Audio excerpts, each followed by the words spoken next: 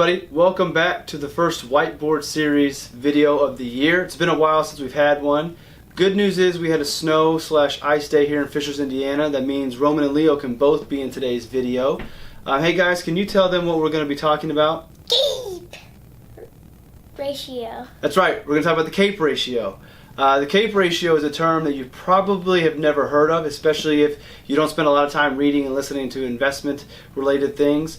It's probably a term you don't even need to really worry about, but if the markets continue to make their run up, I think that you may hear more and more about the CAPE ratio. So I wanted you to at least have an idea of what it is, and being that it's a whiteboard video, we're not going to spend too much time, but just give you a quick rundown of the CAPE ratio so you know what it is, how it's used, and then if you want to sound intelligent at a cocktail party, blow your friends away, now you'll be able to talk about the CAPE ratio, something they probably don't know about. So the CAPE ratio, which is also known as the Shiller PE ratio after Robert Shiller, a Yale professor, is just a valuation metric of price to earnings, which is another video we'll do down the road.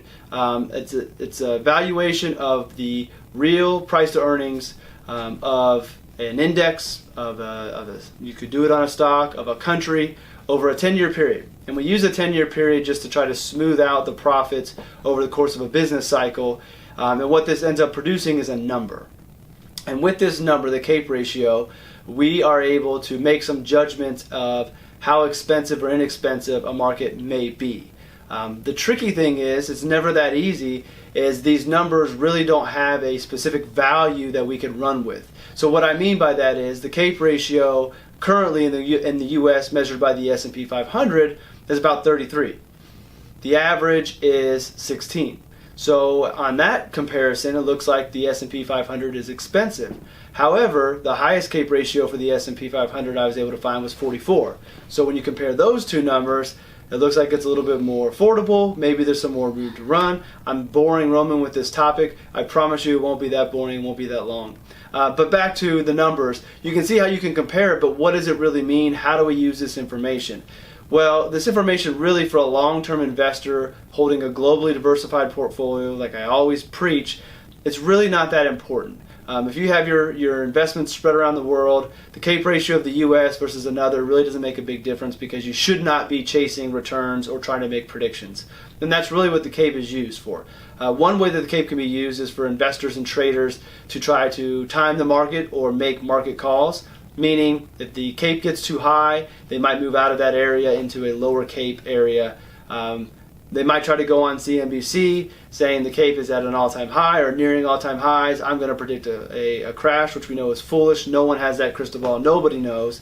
And the other way to use the CAPE is kind of like the first, but it's a way to identify potential value. So there's a style of investing called value investing, and you would look for a lower CAPE ratio. So you could compare two countries, the U.S. S&P 500 to another index, and an investor using that strategy might sell a higher CAPE ratio country and move into a lower CAPE ratio. But for us normal investors that are just planning for college funding, planning for retirement, holding low-cost diversified portfolio, you probably don't really need to worry about the CAPE ratio and figuring out what it is. So all you really need to know is that the CAPE is just a measure of how inexpensive or expensive a market might be, but the number itself tells us absolutely nothing. If the CAPE goes from 33 to 35, it doesn't mean anything other than the market's grown more. It doesn't tell us how much longer the market's going to continue to grow. It doesn't tell us when it might correct, nor does it tell us how far down it might go. We can we can figure an average out, but again, that average is just an average. Doesn't matter. It doesn't tell us how long we're going to be there. So don't get hung up on the CAPE ratio number. Just know what it is. Know why people are talking about it. Again, I think you're going to hear about it more and more in the media as the markets continue their run, which hopefully will continue on through 2018, but who knows. But that's what the CAPE ratio is. So boys, are you still with me? Yeah. All right. Well, then that wraps up this whiteboard series video. I want to take a real quick minute to plug the new podcast that I started. There's 4 episodes out at this point. It's All About Your Benjamins, the podcast. You can find it on the blog, allaboutyourbenjamins.com, or you can subscribe to it through iTunes. That's right, official is on iTunes.